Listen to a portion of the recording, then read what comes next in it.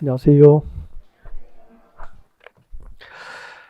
자, 오늘 도시개발법 진도고요. 네, 156페이지입니다. 156페이지 진도 준비하시면 돼요. 네. 자, 156페이지 보면은 포인트 23 해가지고 실시계획의 작성 및 인가 관련된 문제를 풀어보시게 될 겁니다. 오늘 공부할 내용 간단하게 예습하는 것으로 시작을 할게요. 네.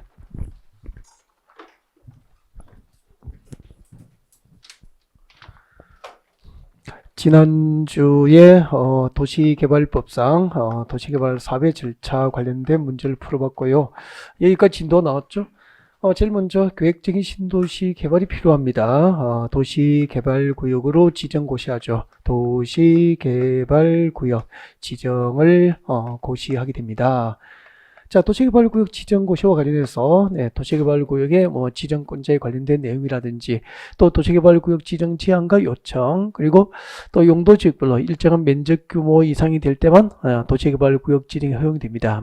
면적 규모 그리고 지정 절차, 지정 효과 등을 이제 학습하고 문제 풀었죠. 그 다음에 지정권자가 도시개발구역 지정하려면 동시에 이제 도시개발 사업계획을 수립해서 고시합니다. 약칭해서 개발계획이라고 그러죠. 개발계획 관련 문제를 풀어보셨고요. 그 다음에 개발계획 수립이 고시되면 사업시행자, 도시개발 사업시행자 결정이 돼요. 여기까지 지난주에 진도가 나간 거예요. 예를 들면은 도시개발법상 도시개발구역은 누가 지정했죠? 지정권자 지정했죠. 지정권자가 지정을 하게 되는데 누구를 지정합니까? 국가 등 공공시행자, 중에서 지정할 수도 있고 도시개발구역의 토지 소유자, 조합과 같은 민간 시행자 중에서도 지정권자가 도시개발 사업 시행자를 지정할 수 있다 그렇게 했었죠. 근데 도시개발 사업 전부를 환지 방식으로 합니다. 그럴 때는 토지 소유자, 도시개발구역의 토지 소유자나 그들이 맞는 조합을 우선적으로 도시개발 사업 시행자로 지정하게 됩니다. 이런 내용들을 중심으로 마지막에 이제 문제를 풀었던 거예요. 자, 오늘은 이렇게 도시개발 사업 시행자 결정되면은 그 시행자로 결정된 자가 도시개발 사업을 실시하기 위해서 세부적인 사업 계획을 준비합니다. 이게 무슨 계획이죠? 실시 계획이죠. 자, 실시계획을 작성하면은 그 작성된 실시계획도로 사업을 해도 좋은지 지정권자로부터 인가를 받게 되고 지정권자가 인가를 하고 이제 공식적으로 고시하게 됩니다. 실시계획 인가 고시했으면은 인가 고시된 실시계획에 의해서 본격적으로 공사 작수를 해야 되죠. 지난주 이거 생각나네요. 자, 도시개발 사업 시행자는 실시계획 인가 고시했으면 인가 고시에서 몇 년 내에 착수해야 됩니까? 2년 내에 공사 착수를 해야 되고요. 2년 내 착수하지 않은 시행자는 그냥 둡니까? 변경 가능했습니까? 시행자 변경 사유가 됐습니다. 이런 내용들을 중심으로 공부했죠.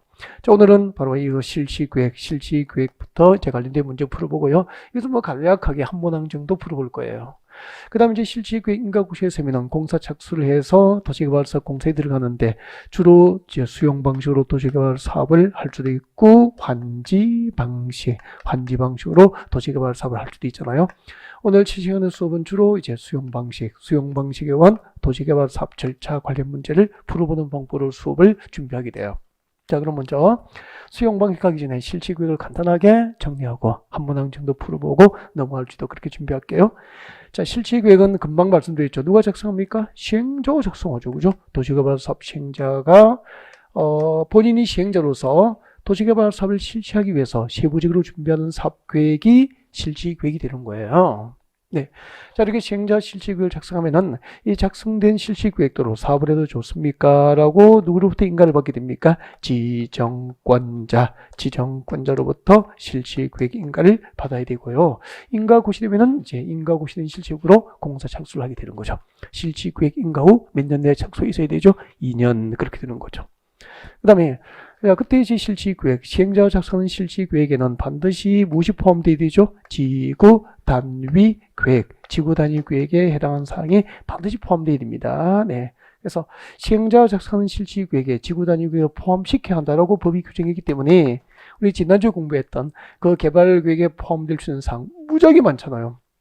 동그라미 1번부터 대충 한 17개 정도 편집이 되어 있을 거예요. 이 깨알 같은 건 다 외울 수가 없잖아. 외울 수 없기 때문에 이 개발 계획에 들어갈 수 없는 거, 확실한 거 하나가 뭐죠? 지금 우리가 공부했던 지구 단위 계획은 도시개발 사업 절차에서는 개발 계획에 포함됩니까? 지구 단위 계획에 들어가야 됩니까? 지구 단위 계획에 포함시키도록 법을 만든 거죠. 왜냐면은 도시개발법상 도시개발구역 지정이 고시된 지역은 도시개발구역 지정이 딱 고시된 지역은 용도지역이 지정된 용도지역이 농림지역이어도 뭐로 바뀌어버립니까? 도시지역으로 바뀌면서 지구단위 계획구역이 결정고시로서 의제가 되어버리기 때문에 도시개발구역 지정하면 곧 그 동네는 지구단위 계획구역이 되어버려요. 그래서 3년 내에 무엇이 필요합니까? 지구단위 계획 결정이 필요한데 그 지구단위 계획을 어디에 넣으라는 겁니까? 시행자가 작성하는 실시계획에 넣으라는 거지. 그 다음에 그때 실시계획은 어디에 맞아야 될까? 실시계획 작성 기준이 뭐죠? 실시계획은 앞에 지정권자 수립한 개발계획에 맞도록 작성해야 되고 그 개발계획은 지난주에 어디에 맞아야 되죠? 광역도시계획과 도시군기본계획에 맞도록 작성한다. 그렇게 공부하셨다고. 네. 자, 이 정도 하고 그 다음에 인가받은 실시계획을 변경할 겁니다. 변경할 때는 변경인가를 받는 게 원칙이지만 경미한 사항이라면은 변경, 인가 등 절차를 거칩니까? 생략합니까? 생략할 수 있죠. 자, 이런 내용들 중심으로 문제를 풀어보시면 되고요. 그 다음에 이제 실시계획 인가 고시의 효과도 기억이 날 겁니다. 실시계획 인가 고시의 효과. 한 두 번 정도 설명드리고 자주는 안 했어요. 자, 예를 들면은 실시계획 인가를 고시했어. 그 실시계획 인가 고시 내용, 실시계획 인가 고시 내용에 국토교육법상 도시군관리계획으로 결정해야 될 사항이 포함된 경우에는 따로 도시군관리계획 결정고시를 요합니까? 도시군관리계획 결정고시가 있어서 의제됩니까? 의제가 되죠. 뭐 이런 내용들. 그 다음에 실시계획 인가를 고시하기 전 도시군관리계획으로 결정된 사항이 실시계획 고시 내용에 저촉될 경우에는 실시계획이 고시된 내용대로 변경된 것으로 본다. 이런 내용들 약간 좀 어렵죠. 네, 잠깐 설명 좀 드릴까요? 한번 보십시오. 실시계획 인가를 고시하기 전에 도시군관리계획 결정고시가 있었어요. 이제 들어본 기억이 날 거예요. 보시면은 도시군관리계획 결정고시가 있었다고. 실시계획 인가를 고시하기 전 도시군관리계획으로 무엇을 결정했냐면은 예를 들면은 도시개발구역 안에 100번지 땅은 자연녹지지역이다라고 도시개발구역 안에 100번지 땅을 자연녹지지역으로 지정하는 도시군관리계획 결정고시가 있었다고 가정을 하자. 실시계획 인가를 고시하기 전 도시개발구역 안에 100번지는 도시군관리계획으로 자연녹지지로 용도지역을 지정하는 도시군관리계획 결정이 고시가 돼 있었다고. 그러다가 도시개발 사업제도가 진행되면서 이제 실시계획 인가가 고시됐어요. 자, 이 실시계획 인가를 고시할 때 100번지 도시개발구역의 100번지 땅을 무슨 용도지역이었죠? 자연녹지지역이었잖아.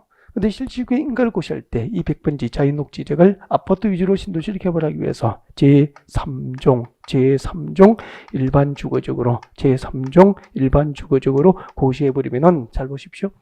실시계획 인가 고시 전 도시군 관리계획 결정 내용이 실시계획 고시 내용하고 일치합니까? 저촉되고 있습니까? 저촉되고 있잖아. 이럴 경우에는 실시계획이 고시된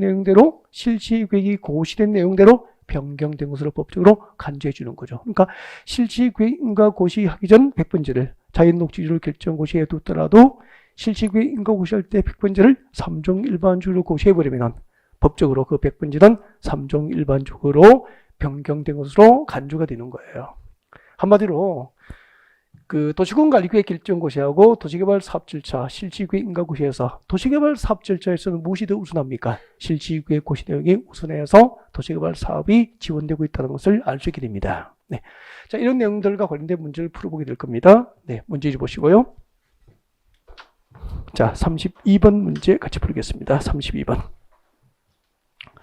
자, 도시개발법상 실시계획 작성 및 인가 등에 관련된 내용으로 틀린 것은 1번 광역도시계획 수립지역에서 시행자가 작성하는 실시계획은 광역도시계획에 맞게 작성하여야 한다. 지난주에 개발계획 작성 기준은 뭐죠? 개발계획 작성 기준은 광역도시가 도시군기본계획이지만 실시계획 작성 기준은 무엇입니까? 개발계획이 되죠. 그래서 1번이 틀린 겁니다. 상당히 조심해야 되죠. 어렵죠. 이런 거 나오면은 실시계획 작성 기준은 개발계획이고 개발계획 작성 기준이 광역도시계획과 도시군기본계획이 됩니다. 그래서 1번이 답이에요. 2번 실시계획에는 무엇이 포함되어야 됩니까? 지구단위계획이 다 포함되어야 되고요. 3번 지정권자가 아닌 시행자는 작성된 실시계획에 대해서 누구로부터 인가받죠? 지정권자로부터 실시계획 인가를 받아야 됩니다. 4번 실시계획 고시 내용 중에서 실시계획을 고시한 경우 그 고시 내용 중 국토교육법상 도시군관리구로 결정해야 하는 사항은 도시군관리계획 결정을 따로 합니까? 결정고시가 의지됩니까? 도시군관리계획 결정고시가 있을 것으로 본다. 정확하죠? 5번 위 사의 경우 종전에 도시군관리구로 결정된 사항, 종전에 도시군관리구로 결정된 사항은 실시계획 인가를 고시하기 전에 도시군관리구로 결정된 사항이에요. 이렇게 실시계획 고시 전 도시군관리구로 결정된 사항 중 그 실시계획 고시 내용에 저촉되는 사항은 실시계획이 고시된 내용대로 변경된 것으로 본다. 아까 설명이 됐죠? 네. 자, 정답 몇 번이었습니까? 1번이 정답. 그렇게 됩니다. 기출문제 보시면은 그렇게 출제 주기가 자주 출제되진 않죠. 한 5년, 6년 뭐 이렇게 주기로 한 문항 정도 출제에 반영이 됩니다. 그래서 뭐 많이 다루지는 않겠고요. 기출문제는 여러분 연습을 참고하시면 될 것 같습니다. 넘어가겠습니다. 158페이지 오시고요. 자, 지금부터 이제 수용 방식의 완, 도시개발 사업 절차를 본격적으로 풀어볼 수도 그렇게 준비할 텐데요. 전체적인 흐름을 한번 예습해 드릴 거예요. 그래서 자, 설명 듣고 그 다음에 교재를 보는 방법으로 하겠습니다. 교재는 158페이지 그대로 두시고 앞으로 보시면 됩니다. 네. 자, 수용 방식의 완, 도시개발 사업 절차 쭉 설명을 드릴 텐데 그냥 여러 번 반복했던 거예요. 그래서 편안하게 보셨으면 좋겠어요. 필기도 하지 말고요. 이제 그럴 때는 아닌가 그냥 편안하게 그냥 구경만 하시면 됩니다. 머리로 찾아보시면 되죠. 보겠습니다. 여러분, 도시개발 사업을 환지 방식도 있고 수용 방식이 있는데 언제 수용 방식으로 사업 방식을 결정하죠?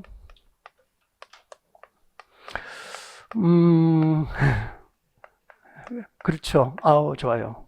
됐습니다. 그 정도면 알고 있는 거죠. 네, 잘하셨어. 대지로서의 효용 증진, 공공시설 정비를 목적으로 하거나 지가, 땅값이 인근 지역보다 현저히 높아. 이렇게 하면 무슨 방식이죠? 환지 방식. 그 다음에 주택 건설에 필요한, 아파트 건설에 필요한 택지, 그렇게 생각하시면 되죠. 택지 등을 집단지로 조성해서 개발자, 건설회사에 공급할 것을 목적으로 하면 무슨 방식이죠? 소용 방식으로 사업 방식을 결정하게 됩니다. 그렇게 되죠. 이 정도는 이제 좀 기억하고 있었으면 좋겠고, 한번 봐요. 여러분, 여기가 도시개발 사업전 종전토지라고, 여기가, 네, 사업전 종전토지입니다. 네. 도시개발하기 전 종전토지니까 임야도 있고, 아직까지 미개발된 전답, 가송 등 농지도 있고, 뭐 그렇겠죠. 일부는 뭐 주택, 취락도 있을 테고요. 네.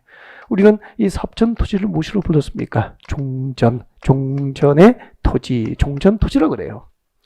도시개발 사업전 종전토지는 이랬다고. 그럼 이 동네에서 언제 수용 방식으로 하냐면은 도시개발 사업을, 자, 그 목적이 자, 이거예요. 목적이.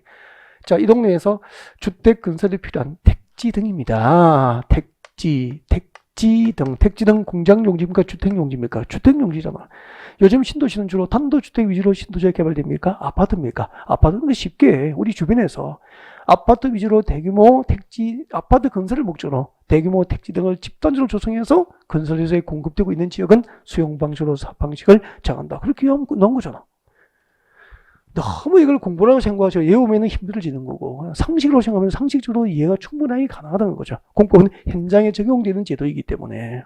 그래서 주택 건설에 필요한 택지 등을 집단지로 조성해요. 집단적으로.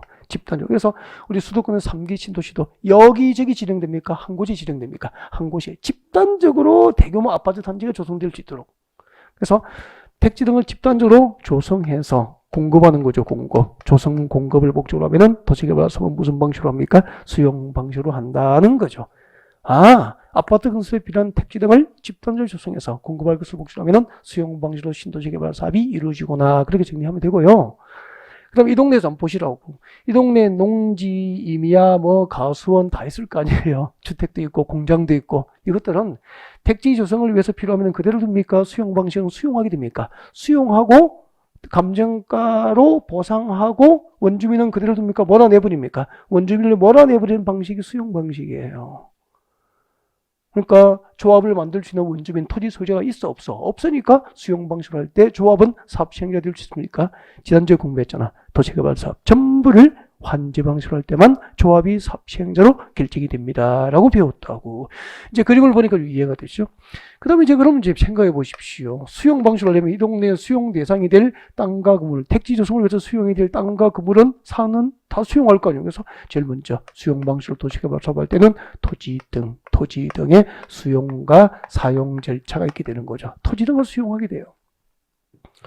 그때 토지 수용 주체가 누구였죠? 누가 토지를 수용했죠? 도시개발 사업의 시행자, 사업 시행자가 토지를 수용하는데, 도시개발 사업 시행자는 지난주에 배우기를 국가 등 공공 시행자도 있고 토지 소유자와 같은 민간 시행자도 있다고. 근데 민간이 토지를 수용하려면 요건을 갖춰야 되죠. 민간 시행자 토지 수용을 위한 요건. 여기 사업 대상 토지 면적 얼마를 소유합니까? 3분의 2 이상의 토지를 소유하고, 토지 소유자 총수 얼마? 2분의 1 이상의 동의를 받으면 민간도 토지 수용이 가능해요. 그리고 그때 민간 시행자가 토지를 수용할 때 무슨 법이 적용됩니까? 공치법. 이것은 뭐 이제 진짜 많이 했고요. 이 공치법상 토지 수용 요건은 그런 것이 이해가 안 되잖아. 오해 솔직히 찾아오셔야지. 개인주를 지도해 드릴게. 이게 안 되면은 좀 무던히 좀 그죠 공부가 안 되는 거거든. 그래서 오세요. 좀 해드릴게 이제. 제발 이런 거는 이제 떨고 쫄 필요도 없는 거잖아. 이게 안 되면 안 돼. 매번 강조하잖아, 그죠? 자, 그다음에 이제 공치법을 준용하게 되는데, 도시개발 사업 시행자가 토지를 수용할 때는 이 법을 준용하지만 그대로 준용합니까? 특례를 인정해 줍니까? 특례 인정했잖아. 무엇을 인정하느냐면 한번 봐요. 공치법상 토지를 수용할 때, 자, 도시개발 사업 시행자 이 동네에서 수용 대상이 될 토지와 건축물의 목록표를 만들어. 몇 번째 토지 소유권은 수용 대상이고, 그 토지의 광업금도 수용 대상이고, 그 건축물도 수용 대상이라고. 수용 대상이 될 토지와 건축물의 목록표를 만듭니다. 뭐죠? 토지 등의 세부 목록을 고시하죠. 수용 대상이 될 세부 목록표를 만들어서 이것을 고시해버리면 이것을 공치법상 토지 수용 요건인 국토부로부터 공익사업 인정을 받은 것으로 간주해주게 됩니다. 즉 국토부 장관으로부터 공익사업에 대한 사업 인정 고시가 있은 것으로 본다. 의제가 되죠. 우리 지난주에요. 국토교육법상 도시공계획시설 사업절차에서는 무엇이 있으면 공익사업 인정을 받은 것으로 간주했죠? 실시계획 인가고시. 이게 기억이 안 나면은 공부가 무던히 좀 안 되는 거야. 좀 날씨가 무더워서 개인적으로 좀 오시라니까. 제발 좀 오셔서 이제 좀 확실하게 이런 부분을 하고 넘어갔으면 좋겠습니다. 네. 그 다음에 도시개발 사업절차에서는 수용 대상이 될 토지 등의 세부 목록 고시하면은 공익사업 인정받아서 간주를 해줘요. 그리고 보상금 지급에 대해서 협의가 안 되면은 공직보상 원칙은 공익사업 인정받고 1년 안에 재결 신청이 원칙이죠. 우리 도시개발법에서는 특례를 인정하는 거야. 특례를 인정해서 언제까지 재결 신청이 가능합니까? 도시개발 사업 시행기간 종료일. 도시개발 사업 시행기간 종료일까지 재결 신청이 법적으로 허용된다고. 이렇게 해서 수용하면은 이제 감정평가업자 평가한 감정 가격 등에 의해서 이제 보상이 이루어지는데 그때 보상금은 현금 보상이 원칙인데 채권으로 보상될 수 있죠. 그때 발행하는 채권의 이름이 무엇이었습니까? 토지 상환 채권이 되는 거죠. 네. 이때 토지 상환 채권은 이 동네 원주민 중에서 농지나 주택 임야를 강제 수용당하고 보상금을 받았는데 일부는 현금 받고 일부는 채권으로 받았다고. 그럼 채권자가 되잖아. 그 채권자에게 도시개발 사업에 의해서 새로 조성된 토지나 건축물, 여기 건축물이 포함되어 있다고. 도시개발 사업으로 새로 조성된 토지나 건축물로 상환할 것을 조건으로 발행하는 채권이 뭐죠? 토지 상환 채권이 되는 거죠. 그때 채권자, 토지 상환 채권을 가진 자는 이제 도시개발 사업이 끝나면은 새로 조성된 택지나 건축물로 상환을 받게 되는 거죠. 현금 보상입니까? 현물 보상을 받게 됩니까? 현물 보상을 받게 되는 거예요. 무엇이 유리하다 그랬죠? 절대적인 건 아니지만 토지 상환 채권 받아서 현물 받는 게 훨씬 투자자 입장에서 또 원주민 입장에서는 다소 이익이 있습니다. 라고 했을 거예요. 뭐 이런 것들. 그러면 이걸 누가 발행한다고 생각하세요?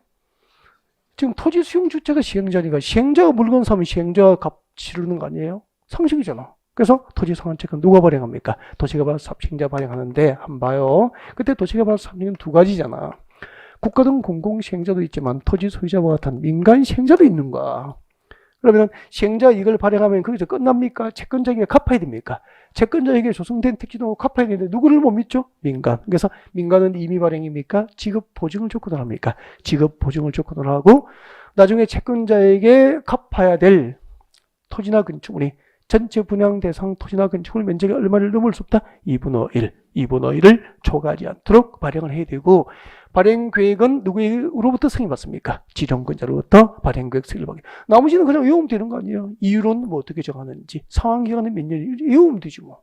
맞죠? 매기준 방법은 어떻게 해야 되는지, 취득자의 성명과 주소를 채권 원부에 적는지 채권에 적어야 되는지 어디 적죠? 채권 원부 이런 거 외우면 되잖아. 누구나 할 수 있는 거죠. 여기까지가 이제 토지 수용. 그럼 보상 끝나면은 이제 어떻게 해야 되겠어? 생각해 보세요. 수용했고 보상 전에 끝나면은 원주민은 이주해버리고 동네가 텅 비었죠. 비워둬야 됩니까? 공사할 수 있습니까? 공사에 들어가. 그래서 이제 공사에 들어가는 거죠. 공사 시행, 공사 시행에 들어가고 공사 끝나면은 시행자는 공사 완료 보고서를 작성해서 준공검사를 받게 됩니다. 누구로부터 받아요? 실시계획을 인간 지정권자로부터 준공사를 받지 뭐. 당신이 인가해준 실시계획대로 틀림없이 공사 끝났는지 확인해 주십시오라고 준공사를 받게 돼요. 준공사를 하고 그 다음에 이제 공식적으로 준공사가 나면은 공사 완료가 공고되는데 우리 지난주에 수용방지로 공사 끝났을 때 공사 완료가 공고되면 다음 날짜로 도시개발구역입니까? 구역 지정이 해제됩니까? 구역 지정은 해제가 된다라고 했고 그 다음에 이제 이때 공사 완료 공고를 제가 물어보려고 지금 무슨 방식으로 공사 완료됐죠? 수용방식. 수용방식으로 공사 끝나면은 택지 등 조성이 완료된 겁니까? 건축이 완료된 겁니까? 택지 등 조성이 끝났잖아. 아파트를 지을 수 있는 택지 조성이 끝난 걸 의미한 거예요. 그리고 아파트 지을 수 있는 땅은 시행자가 가져야 됩니까? 건설회사에 공급해야 됩니까? 아파트 건설회사에 공급하게 되는 거죠. 그래서 이것을 뭐라고 하냐면은 조성토지 공급이라고 하는 거죠. 조성토지 공급이라고 하는 거죠. 그럼 조성토지가 뭐죠? 도시개발 사업에 의해서 택지 등으로 새로 조성된 토지를 말하게 되는 거죠. 택지 등으로 새로 조성된 토지를 개발자에게 공급한다는 뜻이지요. 그때 공급을 어떻게 할까? 손님이 물어볼 거 아니에요. 수용 방식으로 도시개발 사업이 끝났는데 저기서 상가 용지나 주택 용지는 어떻게 분양됩니까? 우리 말해줘야 되죠. 어떤 방법으로 분양되죠? 경쟁 입찰 방법으로 공급되죠. 경쟁 입찰 방법으로 공급되는데 네 가지의 추천 방법을 외우셔야 되죠. 이걸 외워야 그 다음에 나머지는 수의계약으로 답을 찾아갈 수 있거든. 이거 안 외워도 되지. 이거 어떻게 이 판장을 다 외우냐고. 그러니까 추천 방법 4개를 안 외우면 안 되죠. 자, 국민주택 규모 이하의 주택건설 용지, 임대주택 건설 용지 포함되어 있죠. 국민주택 규모 이하의 주택건설 용지, 그리고 공공택지, 그리고 330제곱미터 이하인 단독주택 용지와 공장 용지 등은 추천 방법을 할 수 있고 나머지는 뭐 수의계약으로 문제를 풀어가야 되거든요. 근데 수의계약 8개, 7개를 안 외우려면 추천 방법 4개, 짧은 거 4개를 반드시 이거는 안 외우면 안 되는 거죠. 공자님이 오셔도 외워야죠.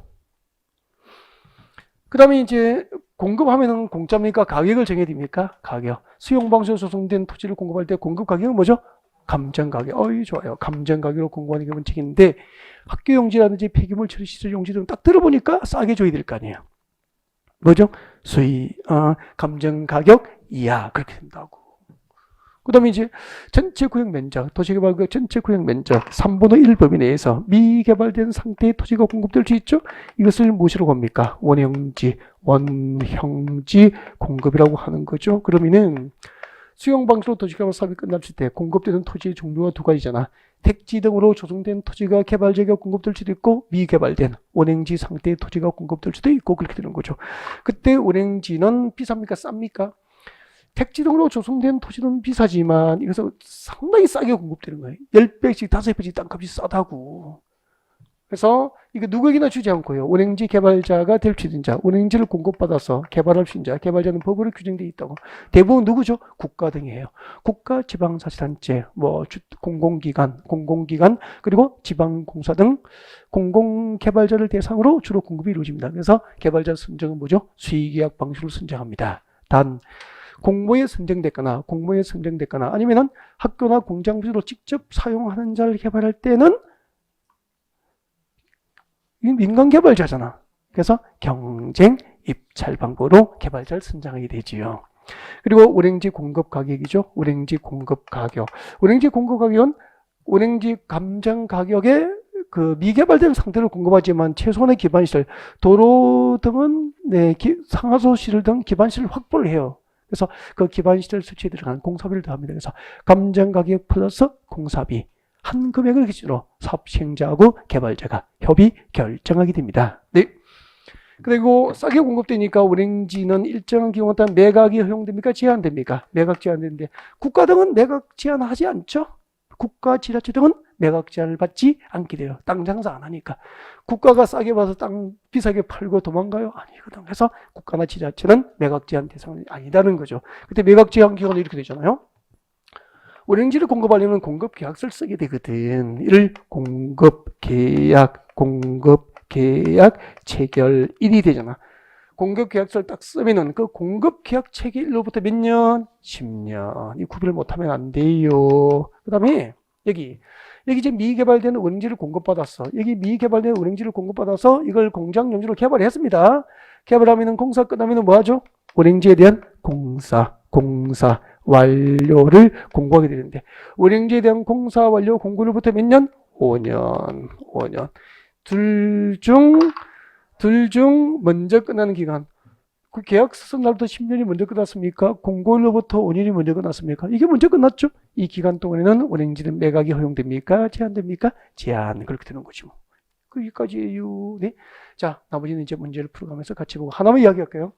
이 조성 토지나 운행지를 공급받거나 사용할 자로부터 지정권자의 승인받고 도시개발 사업 시행자 그 대금 전부나 일부를 미리 받을 수도 있죠. 이것을 무슨 제도라고 했죠? 선수금 수치. 공공시행자의 선수금 수치 요건 한 3개예요. 민간시행자의 선수금 수치 요건 한 2개만 야무지게 외우면 수험 준비 끝인데 그것도 오해 좀 해주실 수 있으시죠? 자, 문제 같이 보겠습니다. 수용 방식 158페이지 문제집에 집중하시면 되죠.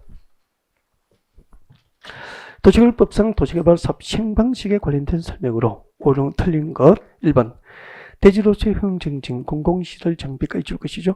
자, 대지로서의 효용 증진 공공시설 정비를 목적으로 손대고 토지의 교환 분합 구획 변경 지목 형질 변경이 필요합니다. 무슨 방식으로 하죠? 환지 방식으로 사업 방식을 결정하게 됩니다. 그래서 1번이 답이죠. 2번 도시개발 사업을 시행할 때 자, 현재 줄 것죠. 지가가 인근 지역에 비해서 현저히 높아질 겁니다. 되죠. 그럼 땅값이 너무 비싸면 생각해 보십시오. 이걸 수용 방식으로 하면은 나중에 수용 보상금 지급할 때 사업비 부담이 커지지 않아. 그래서 무슨 방식으로 합니까? 환지 방식으로 사업 방식을 정하게 되죠. 그래서 1번, 2번은 환지 방식으로 사업 방식을 선정한 기준이 되는 거잖아. 그래서 이걸 간략하게 외우라 그랬죠. 대지로서의 효용 증진과 공공시설 정비를 목적으로 하거나 지가가 인근 지역보다 높으면 무슨 방식으로 하죠? 환지 방식으로 사업 방식을 정하게 됩니다. 4번, 3번 계획제고 체계적인 도시개발 등 나왔습니다. 출력하십시오.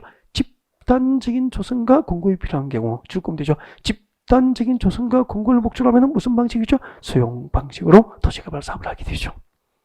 4번 수용 또는 사용 방식이 적용되는 지역과 환지 방식이 적용되는 지역을 사업 시행 지구별로 분할해서 시행하면은 무슨 혼용? 분할 혼용 방식이라고 그래요. 분할 혼용 방식으로 하고 예를 들면 이거죠. 잠깐만요. 그럼 여기에 하나의 도시개발 구역인데 이게 수용 방식과 환지 방식으로 동시에 두 가지 방식을 적용해서 개발하면 무슨 방식이죠? 두 가지 방식이 혼합되니까 혼용 방식으로 불러. 그때 봐요. 그때 보십시오. 여기 왼쪽은 A지구라고 합시다. 편의상 A지구, B지구. A지구는 수용 방식으로 하고 B지구는 환지 방식으로 하면은 수용 방식이 적용된 지역과 환지 방식이 적용된 지역이 섞여 있습니까? 분할이 됩니까? 구별되죠? 그러면 이것은 분할 혼용 방식으로 하는 거야. 아무것도 아니잖아. 그 다음에 보시고, 여기 수용 방식과, 여기 수용 방식과, 여기 환지 방식이 동시에 적용되고 있는데, 사업 시행지구, 수용 방식이 적용된 지구하고, 환지 방식이 적용된 지구를 분할하지 않고 그냥 여기저기서 여기는 수용, 여기는 환지, 여기는 수용, 여기는 환지, 수용 이렇게 적용되고 있으면 수용 방식이 적용되는 지역과 환지 방식이 적용되는 지역이 사업 시행 지구별로 구별되어야 안 돼요. 안 되면은 분할입니까? 미분할 혼용입니까? 미분할 혼용이라고 할 뿐이야. 그래서 분할 혼용 방식은 분할 혼용 방식도 있고 미분할 혼용 방식도 있다고 이럴 때 살짝 이렇게 들어두면 끝난 거예요. 수험 준비. 그래서 5번 봐요. 사업 시행적으로 분할하지 않고 수용 방식과 환제 방식이 동시에 혼용되어 있으면 뭐죠? 미분할 혼용 방식이 되는 거라고. 그래서 4번, 5번은 진행할 때 살짝 읽고 진행하면 되고, 이런 게 정답을 결정할 확률은 거의 없다라고 보면 돼요. 그냥 이런 제도도 있구나라고 하시면 되지. 내려오실까요? 네, 36번. 도시개발 사업 시행 방식에 관련된 설명으로 틀린 것은 그렇게 되어 있습니다. 네. 1번. 도시개발 구역의 토지 등을 수용하고 사용하는 방식이나 환지 방식, 이를 혼용하는 방식으로 시행할 수 있다. 수용 방식, 환지 방식, 혼용 방식 모두 도시개발법상 시행 방식 맞죠? 2번. 공공시행자가 도시개발 사업 시행 방식을 수용 또는 사용 방식에서 전부 환지 방식으로 변경하기 위해는 사업 시행 방식을 변경할 수 있다 맞습니까? 네. 제가 좀 잠깐 볼까요? 이걸 이제 거기 이제 그 2번, 3번, 뭐 4번 다 마찬가지예요. 5번까지. 이거는 이제 이해를 좀 하시면 너무 쉬워져요. 그래서 잠깐만 설명드려 주세요.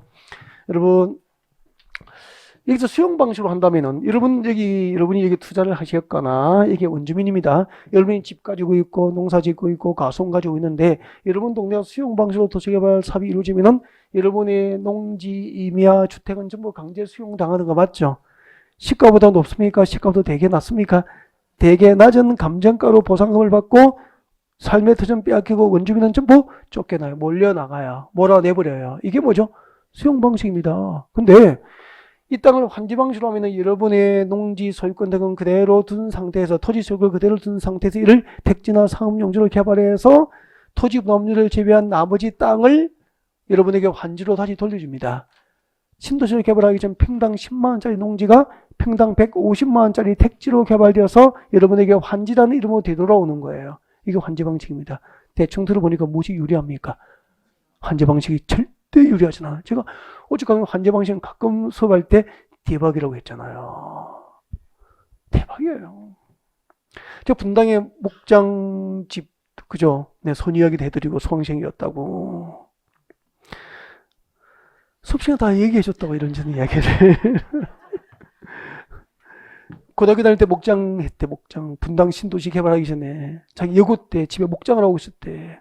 학교 가면 소똥 치우고, 이러면 팔이 날고 해서 친구가 오는 것도 부끄럽고 힘들 때. 근데 그 동네가 신도시로 개발되면서 원주민에게 환지를 줬는데, 목장 용지가 얼마나 땅이 넓었겠어. 형제들이 한 블록씩 받은 거예요. 거기다가 건물을 지어서 대충 월세만 들어오는 게 보증금 빼고 그냥 월세만 들어온 건 대충 한 5천 정도 된다고 그러더라고. 돈 잘 쓰기도 쉽지 않다? 원래 5천만 원을 쓴다고 생각해요. 그거 잘 쓰기 쉽지 않죠. 도박이나 하면 몰라도. 도박도 늘 이렇게 벌겠어? 재수없이 따면 어떻게 하려고.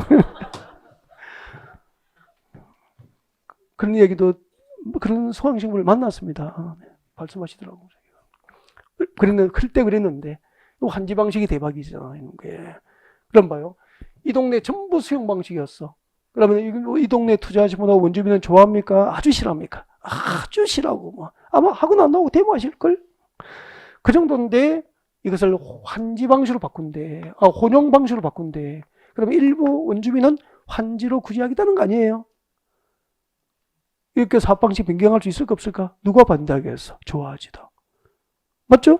그 다음에 전부 환지 방식을 전부 수용 방식을 전부 환지 방식으로 바꾸면은 좋아합니까? 반대합니까? 좋아하죠. 그래서 이런 방식으로 사업 방식 변경 가능하도록 입법이 다 되어 있어요. 근데 반대의 경우로 법안을 제출해서 통과시키면 그 국회의원이 다음에 당선될까? 누가 뽑아주겠어? 맞죠? 그 지역에서 지역 의원이 될 수 없죠. 그래서 반대의 방법으로 입법은 유감스러울 게 없다는 거예요. 혼용 방식에서 전부 수용 방식으로 변경할 수 있어 없어? 없겠지. 혼용 방식에서 전부 환지 방식으로 변경해요? 못해요? 하겠죠. 뭐 이런 거죠. 그럼 상식이 됐잖아. 그럼 한번 읽어보시라고. 36번에 2번 봐요. 공공시행자가 도시개발 사업 시행 방식을 수용 또는 사용 방식에서 전부 환지 방식으로 변경하면 전부 두 손 들고 찬성할 거 아니야. 가능하고요. 3번. 조합을 제외한 시행자가 도시개발 사업 시행 방식을 수용 또는 사용 방식에서 혼용 방식으로 하면 일부 환지로 통해서 구제를 받을 수 있죠. 원주민 구제를 위해서 이렇게 하는 거라고. 그 다음에 4번. 공공시행자가 도시개발 사업 시행 방식을 혼용 방식에서 전부 수용 방식을 변경하는데 되겠습니까? 안 되죠. 전부 무슨 방식으로 변경이 되죠? 환지 방식으로 변경하면 가능하겠죠. 그래서 4번이 정답이라고 해요. 설명 듣고 나니까 예울열도 없고 뭐 한 방에 이해로 끝나버리잖아요. 문제는. 오른쪽으로 가겠습니다. 37번. 도시개발법상 토지 등의 수용과 사용에 관련된 설명으로 옳은 것은 조합인 시행자는 도시개발 사업에 필요한 토지 등을 수용하거나 사용할 수 있다. 옳겠습니까? 지난주에 설명했잖아. 조합은 도시개발 사업 전부를 무슨 방식? 환지 방식으로 할 때만 사업 시행자가 될 수 있죠. 수용 방식으로 할 때 조합은 사업 시행자가 될 수 있어? 없어? 없죠. 이유는 알고 있죠? 수용 방식으로 하면은 도시개발구역 안에 조합을 만들 수 있는 토지 소유자가 존재해요? 안 해요? 안 하잖아요. 1번. 조합은 토지 수용 주체가 될 수 없죠? 틀렸죠. 2번. 한국토지대공사법상 한국토지대공사는 사업대상 토지 면적 3분의 2 이상의 토지를 소유하고 토지 소유자 총수 2분의 1 이상의 동의를 받아야 한다. 한국토지대공사는 민간입니까? 공공입니까? 공공. 공공시행자는 동의 요건을 필요로 하지 않죠. 민간시행자가 지정받을 때 요건이죠. 토지 수용을 위해서 갖춰야 요건이죠. 공공시행자는 이런 동의 요건을 필요로 하지 않죠. 민간시행자가 토지를 수용할 때만 면적 3분의 2 이상의 토지를 수여하고 토지 소유자 총수 2분의 1 이상의 동의를 받게 됩니다. 3번. 토지 등의 수용과 사용에 관하여 이 법상 특별한 규정이 있는 경우 외에는 국토교육부를 추정한다. 토지 수용에 추정되고 법은 무슨 법이죠? 공취법. 공익사업을 위한 토지 등의 추정 및 보상에 관한 법률이 추정됩니다. 4번. 수용 대상이 될 토지 등의 세부 목록을 고시하면 줄것죠. 토지의 세부 목록을 고시하면 아까 했잖아요. 이거 고시하면은 수용 대상이 될 목록표를 만들어 고시하면은 그 뒤에 공직법상 토지 수용 요건인 국토부로부터 줄 것죠. 사업 인정 고시. 이때 사업이 뭐죠? 공익 사업이잖아. 공익 사업 인정을 받은 것으로 본다. 맞습니까? 네. 이게 정답이죠. 그리고 그 밑에 보상금 지급에 대한 협의가 안 됐을 때 재결 신청은 사업 인정 고시로부터 1년 이내에 해야 한다는 것은 공직보상 원칙이고 여기는 그 원칙이 적용됩니까? 특례 인정합니까? 특례. 언제까지 가능하죠? 사업 시행기간 종료일까지. 사업 시행기간 종료일까지 재결 신청이 허용됩니다. 아까 다 설명 다 드렸던 거죠. 네, 38번 기출문제 연습하시고요. 네, 넘어가겠습니다. 제가 웬만하면 기출문제는 잘 하지 않죠, 보면은. 그죠? 네, 기출문제는 따로 특강도 이루어지고 했기 때문에 또 접할 수 있는 기회가 많기 때문에 여러분들 연습용으로 드리는 겁니다. 네. 자, 39번 특별한 경우만 제가 풀고 있죠.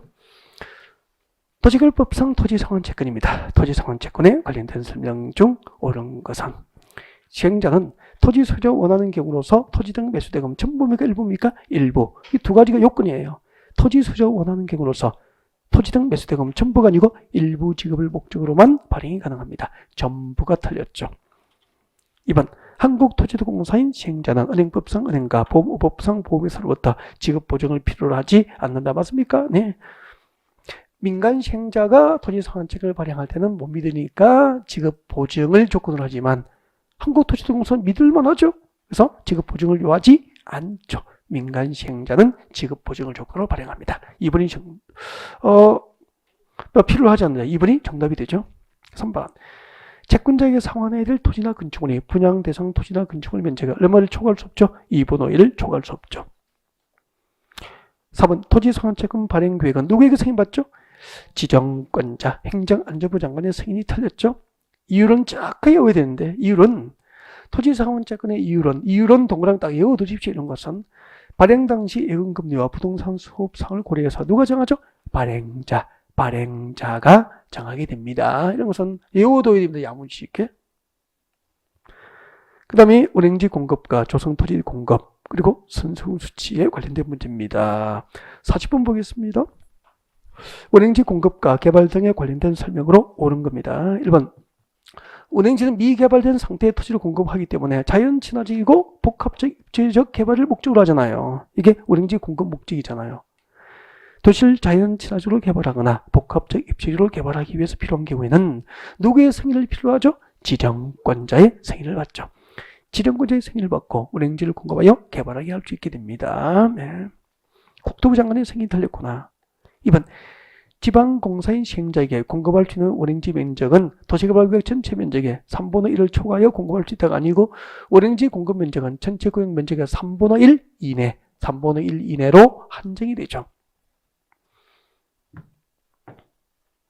뭐 국가 지방자치단체장에게 뭐 3분의 1 초과하여 공급할 수 있다 이런 규정이 있습니까? 없죠. 3분의 1 이내로 공급 면적은 제한을 받게 됩니다.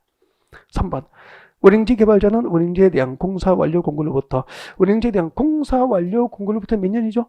5년. 그리고 운행지에 대한 공급 계약 체결로부터 몇 년? 10년. 둘 중 먼저 끝나는 기간에는 매각할 수 없도록 매각이 제한됩니다. 이때 국가 등은 매각 제한을 받습니까? 국가 등은 제한 대상에서 제외됩니까? 국가, 지자체 등은 제외가 되죠. 4번 운행지로 개발자 선정할 때 운행지 개발자는 대부분이 국가 등이었다 그랬죠. 그래서 공공개발자 대부분이기 때문에 운행지 개발자 선정한 원칙이 뭐죠? 수의계약이죠. 경쟁입찰 방법이 틀렸잖아요. 운행지 개발자 선정한 원칙이 수의계약 방법으로 선정이 원칙인데 4번 해봐요. 줄 것죠. 운행지를 학교나 공장 등 부지로 직접 사용하는 자 줄 것죠. 학교나 공장 부지로 직접 사용하는 자는 이걸 공공입니까? 민간입니까? 민간개발자였죠. 이 민간개발자는 민간개발자에게 수의계약을 주면은 부정하잖아요. 그래서 수의계약이 경쟁 입찰이 적용되어야 되죠. 그래서 대부분의 공공개발자이기 때문에 수의계약이 원칙이지만 민간개발자 선정은 경쟁 입찰 방법으로 합니다. 물론 이제 이때도 뒤에 붙어 있죠. 경쟁 입찰이 2회 이상 유찰되면은 수의계약으로 할 수 있다. 그렇게 되는 거죠. 네. 자, 41번 오시고요. 도시개발법상 운행지 공급에 관련된 설명으로 옳은 것은 1번 운행지를 학교나 공장 부지로 직접 사용하는 자는 운행지 개발자가 될 수 있다. 맞습니까? 네. 1번이 답이네요. 옳은 거. 2번 왜 틀렸을까? 지정권자는 운행지 공급 계획을 승인할 때는 용적률, 개발 밀도, 용도, 지역별 면적, 배치, 그리고 교통처리 계획과 기반시설 설치 등에 관한 이행 조건을 붙일 수 있습니다. 공급 승인할 때 이행 조건을 붙일 수 있는 제도가 있다는 정도만 봐두시면 됩니다. 3번 운행지 공급 가격은 이것이죠. 운행지의 감정 가격으로 한다. 틀렸잖아요. 감정 가격 플러스 공사비죠. 감정 가격 플러스 공사비 이런 걸 뭐 지금 처음 보는 것처럼 적고 하는 것도 괜찮지만 나중에 여기 다 있습니다. 보고 외우면 돼요. 위에. 나중에 보고 감정 가격 플러스 공사비 이게 기준입니다. 이걸 기준으로 복잡하단 말이에요. 이걸 기준으로 사업 시행자하고 운행지 개발자 협의 결정한다고. 이게 좀 길으니까 적으려고 하지 말고 요약집 보면 다 할인되어 있죠. 기본세도 다 할인되어 있고 책별적으로 외우면 되잖아. 그렇지? 못 외우면 아이고 큰일 났구나. 오해하지 외우시면 되잖아. 계속 반복하시고 알겠죠? 이런 거 막 적으려고 하면 힘들어 스트레스 받잖아. 길어요. 감정 가격 플러스 공사비한 금액을 기준으로 사업 시행자고 개발자가 협의해서 결정하게 됩니다. 이거 어떻게 안 불러주고 있냐고. 책 보고 하시라고 나중에. 그 다음에 4번 운행지 개발자 선정은 아까 대부분이 공공개발자이기 때문에 무엇이 원칙이죠? 수의계약 원칙이죠. 5번 지방자치단체가 운행지 개발자인 경우 운행지에 대한 공사 완료 공고로부터 5년이 경과에 지내는 이를 매각할 수 없다. 국가, 지자체는 매각 제한 받아 안 받아? 안 받죠. 국가 등은 제한 대상이 아닙니다. 그 다음에 이제 내려오십시오. 내려오셔서 43번 조성토지 등의 공급 방법 등을 이제 할 수 있도록 그렇게 준비를 할 겁니다. 잠깐 보실까요? 아까 수용 방식으로 공사 완료 공고되면은 미개발된 상태, 전체 구역 면적 3분의 1 범위 내에서 미개발된 상태의 토지를 공급하면 뭐죠? 운행지. 운행지 개발자가 누가 될 수 있는지, 그리고 운행지 개발자 선정하는 방법은 어떻게 선정하는지, 운행지 공급 가격, 매각 제한 등을 잠깐 복습해 드리는 거예요. 여기 택지 등으로 조성된 토지를 공급할 때 공급 방법 몇 가지죠? 3개. 원칙이 뭐죠? 경쟁, 입찰. 추천만큼 4개, 나머지는 수익이야. 그러니까 추천만큼 4개를 안 외우면 나머지 답을 찾을 수가 없다고. 국민주택 규모 이하의 주택 건설 용지, 그리고 임대주택 건설 용지도 포함되어 있습니다. 거기. 그리고 주택법상 공공택지, 그리고 330제곱미터 이하인 단독주택 용지 및 공장 용지는 추첨. 나머지는 전부 수익이야기야. 그러면 예를 들면 토지 상환 채권자에게 토지를 상환해서 공급할 거예요. 뭐죠? 추첨입니까? 수익이야기입니까? 수익이야. 추첨에 안 들어간 것은 전부 수익이야기로 할 수 있다고 답을 문제로 풀어가야 되는 거야. 이거 아니면 안 되잖아. 그때 수용 방식으로 조성된 토지의 공급 가격은 뭐죠? 감정 가격 기준인데 학교나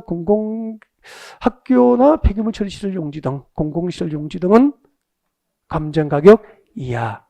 사회복지시설, 유료시설을 제외한 사회복지시설 용지, 임대주택 용지, 200실 이상의 객실을 갖춘 호텔 부지 용지, 도시개발사업으로 이전하는 외곽으로 이전하는 공장, 건설 용지 등은 전부 감정가격 이하로 줄 수 있다. 이렇게 되고, 이 감정가격 이하로 공급될 수 있는 것도 따로 한 문제 나온 적도 있다. 그럼 오후에 그거 준비하면 되죠. 문제 보겠습니다. 43번. 도시개발법상 조성토지 등의 공급 방법을 추천 방법으로 할 수 있는 대상이 아닌 것은, 추천 방법 4개를 외워야 됩니다. 이거 지금 외워요. 국민주택 규모의 주택건설 용지, 임대주택 건설 용지 포함되죠? 네. 국민주택 건설여의 주택 건설 용지다. 임대주택 건설 용지다. 외우면 되겠네. 주택법상 공공택지. 또 하나가 뭐죠? 330평대 이하인 단독주택 용지 및 공장 용지. 그래서 동그라미 1번부터 4번은 암기하는 게 암기. 그 4개에 해당하지 않으면 나머지는 전부 뭐라고요? 수의계약으로 할 수 있다고 문제를 풀어가셔야 돼요. 그러면 5번 경쟁입찰 또는 추첨의 결과 이외상 유찰된 토지는 그럼 뭐죠? 수의계약이 되는 거잖아요. 그래서 이런 문제는 참 중요하잖아. 그 자체가 나오지 않더라도 문제를 풀기 위해서는 반드시 암기가 필요한 문제죠. 넘어가겠습니다. 44번. 도시개발법상 선수금 수치에 관련된 설명으로 틀린 것은, 선수금 수치에 관련된 설명으로 틀린 것은 1번. 시행자는 조성 토지 등의 공급을 받은 자로부터 해당 대금 전부를 미리 받을 수 있다. 이게 뭐죠? 선수금 수치죠. 2번. 국가인 시행자가 선수금을 받을 때는 지정권자의 승인을 받지 아니한다. 아닙니다. 그 선수금 수치는 전부 지정권자의 승인을 전제로 합니다. 그래서 2번이 틀렸구나. 3번. 국가 등 공공시행자가 개발계획 수립 후 사업시행 토지 면적 100분의 10 이상에 대한 토지 소유권을 확보해야 한다. 국가 등 공공시행자가 선수금을 수취할 수 있는 요건이에요. 국가 등 공공시행자가 선수금을 수취할 때는 개발계획 수립 후 사업시행 토지 면적 100분의 10 이상에 대한 토지 소유권을 확보를 해야 됩니다. 네, 수치를 위한 요건이죠. 그리고 4번에 보면은 토지 소유자 등 민간 시행자가 선수금을 수취할 때는 요건이 도시개발사 공사 진척률이 최소 몇 퍼센트 이상 진행돼야 됩니까? 100분의 10 이상 단독 출제된 적도 있어요. 토지 소유자와 같은 민간 시행자가 선수금을 수취할 수 있는 도시개발 사업 공사 진척률을 물어봤죠. 몇 퍼센트 이상 진행되죠? 10% 이상. 그 다음에 토지 소유자 등 민간 시행자가 선수금을 수취할 때는 공급하려는 토지에 대한 소유권을 확보하고 해당 토지에 대한 저당권 설정 등은 말소한 상태에서만 선수금 수취가 이루어집니다. 그래서 3, 4, 5번을 묶어주죠. 3, 4, 5번. 보기 3번부터 5번까지는 뭐죠? 공공시행자와 민간시행자의 선수금 수취 요건이죠. 선수금 수취 요건. 이것도 수업할 때 다 정리하십시오라고 체킹을 다 해드리거든요. 요약집 보고 딱 오후에 선수금 수취 요건 복습하셔야 됩니다. 낯설을 쓰면은 복습을 잠시 안 해서 그렇거든. 하시면 되죠. 45번 오시죠. 도시개발법상 조성토지 등의 공급 방법, 조성토지 등의 공급 방법에 관련된 설명입니다. 1번. 시행자가 조성토지를 공급할 때는 조성토지 공급 계획을 작성하거나 변경하여서 지정권자의 승인을 얻어야 한다. 이제 1번이 틀렸는데, 이 45번은 뭐 지금 중복이 많이 되기도 안 풀려다가 이것 때문에 푼 거예요. 1번. 너무 중요해요, 이거. 이거 나오면 거의 쏘가버리는 별표 2개 정도 해두셔야 될걸요. 정말 조심해야 돼요. 지정권자를 제외한 시행자가 조성토지를 공급할 때는 조성토지 공급 계획을 작성해서 지정권자에게 제출해야 한다. 공급 계획에 대한 승인 규정이 있습니까? 없습니까? 없어요. 보통 승인받아야 한다면 지정권자의 승인이라고 하면 의심을 못하죠. 거의 걸려들죠. 10명 중에 9명이 걸려드는 곳입니다. 이런 곳은. 그러니까 이런 지문은 여러분 선배님들 재수 많이 만든 지문이에요. 악망 같은 지문이니까 별표 2개 붙여놓고 마지막에 총징할 때 다시 한번 봐야 될 걸 아마. 다시 할게요. 45번. 시행자가 조성토지 등을 공급하려고 할 경우에는 조성토지 등의 공급 계획을 작성하여 어떻게 해야 되죠? 지정권자에게 지정권자에게 제출해야 한다. 지정권자에 대한 제출 의무지 지정권자의 승인 대상이 아닌 거예요. 아셨죠? 네. 지정권자에게 제출해야 한다. 보통 지정권자의 승인을 얻어야 한다면 당하죠. 그리고 조성토지 공급은 경쟁입찰 방법이고요. 일반에게 분양할 수 없는 공공용지를 국가 등에게 공급할 때는 수의계약으로 공급이 가능하고요. 3번 실지 계획에 따라서 존치하는 시설물 유지 관리에 필요한 최소한의 토지를 공급할 때는 수의계약으로 할 수 있게 됩니다. 토지 상환 채권에 의해서 토지를 상환할 때도 수의계약으로 할 수 있죠. 그래서 3, 4, 5번은 전부 추첨입니까? 수의계약입니까? 수의계약. 아까 추첨받고 4가지 있었죠? 거기에 해당하지 않으면 전부 수의계약으로 가능하다고 문제 풀어가야 된다니까요. 그래서 3, 4, 5번은 뭐죠? 수의계약. 그렇게 됩니다. 46번 네. 수용방식으로 조성된 토지의 가격평가 1번 수용방식으로 조성된 가격평가는 뭐가 기준이죠? 감정가격으로 한다. 맞습니까? 네, 이게 원칙이잖아. 수용방식으로 조성된 토지의 가격을 평가할 때는 감정가격을 기준으로 합니다. 단 경쟁 입찰의 경우에는 최고가격으로 입찰한 자를 낙찰자를 정하고요. 동그라미 3번 별표 처음 볼 수도 있을 것 같은데요. 경쟁 입찰 대상 토지가 줄 것이십시오. 주상복합 건축물을 건축하기 위한 토지까지 줄 거예요. 주상복합 건축물을 건축하기 위한 토지, 주상복합용 건축물을 건축하기 위한 토지를 공급할 거예요. 주거용도나 상업용도의 건축물을 건축하기 위한 토지를 공급할 때는 상업면적에 대해서는 상업면적 동그라미 해주십시오. 빨리 하세요. 상업면적은 가격을 정할 때 낙찰가격, 최고가격으로 입찰한 자가 낙찰자가 되겠죠. 그 낙찰가를 공급가격으로 합니다. 턱 내려서. 상업면적은 낙찰가격이 공급가격이고 그 뒤에 줄 것입니다. 상업면적 외 동그라미 하세요. 상업면적 외 토지는 낙찰가입니까? 감정가격입니까? 감정가격을 적용해서 감정가격이 줄 거면 되죠. 손 떼고 각각을 적용한 가격을 합한 가격이 주상복합 건축물을 건축하기 위한 토지 공급 가격이 돼요. 앞에 보실까요? 여러분 여기 들어가 있습니다. 수용 방식으로 조성된 택지 등을 공급을 합니다. 공급을 하는데요. 보통 토지를 공급할 때 도로 주변에 주택을 짓습니까? 주택은 도로 다음 블록입니까? 다음 블록이고 도로 주변에 주로 상가가 위치하게 됩니다. 그래서 이게 상업지역이죠. 주상복합 건축물을 건축할 때 상업지역은 공급가가 최고 가격으로 입찰한 자를 낙찰자라고 여기는 낙찰가지요. 낙찰가가 공급가격이에요. 위에는 주거지역입니다. 주거용도입니다. 주거지역이에요.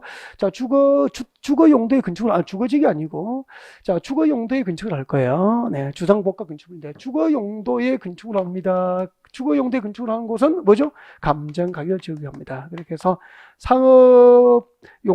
상업용도의 건축을 하는 땅은 낙찰가격이 적용하고 주거용도의 건축을 하는 땅은 감정가격을 적용해서 두 개를 합한 가격이 주상복합 건축을 공급하기 위한 토지 공급 가격이 된다 이 말입니다.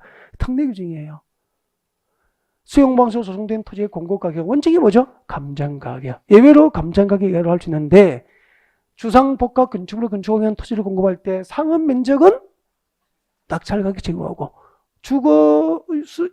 상업 면적 외의 토지는 감정가격을 적용해서 합한 가격이 공급 가격이 된다는 얘기죠. 혹시 지문에 들어갈까봐 소개를 한 거고요. 많이 중요하면 매번 했겠죠. 그냥 이렇게 문제 풀이할 때 보완은 살짝 하시면 됩니다. 너무 깊게 연구하지 않고 그대로 하시면 됩니다. 상업 면적은 낙찰 가격, 그리고 상업 면적 외의 토지는 감정 가격을 적용해서 공급 가격을 결정한다라고 기억하시면 돼요. 그리고 5번, 4번 학교 폐기물 처리시설 용지 등을 줄 거 넣죠. 학교나 폐기물 처리시설 등을 설치하기 위한 조성 토지나 이주단지 조성을 위한 토지를 공급할 때는 뭐죠? 감정가격 이하. 조성원가는 없습니다. 감정가격이 여기서 수용방식으로 조성된 토지 공급가격 원칙은 감정가격. 학교용지 등은 감정가격 이하로 할 수 있다. 그렇게 하면 되죠. 그래서 4번이 정답이 되고요. 48번을 보시면 돼요. 수용방식으로 조성된 토지의 공급가격을 줄 거죠. 감정가격 이하로 할 수 있는 경우는 암기를 좀 하셔야 됩니다. 그래서 요약집 암기 딱 메모하시고 갑시다. 자, 사회복지법인이 설치하는 사회복지시설, 유료시설은 포함입니까? 제외입니까? 제외. 유료시설 제외한 사회복지시설 용지는 감정가격 이하로 공급이 가능합니다. 국민주택 용지가 아니고 뭐죠? 임대주택 용지. 이것도 국민주택 용지에 많이 쏘가요. 임대주택 건설 용지입니다. 그리고 국민주택 규모의 공동주택 건설 용지, 200실 이상의 객실 갖춘 호텔 부지 용지 등은 관광산업 진흥을 위해서 감정가격 이하로 공급하게 됩니다. 여기까지입니다. 체제가 좀 길었죠? 환지 방식 다음 시간에 계속할게요.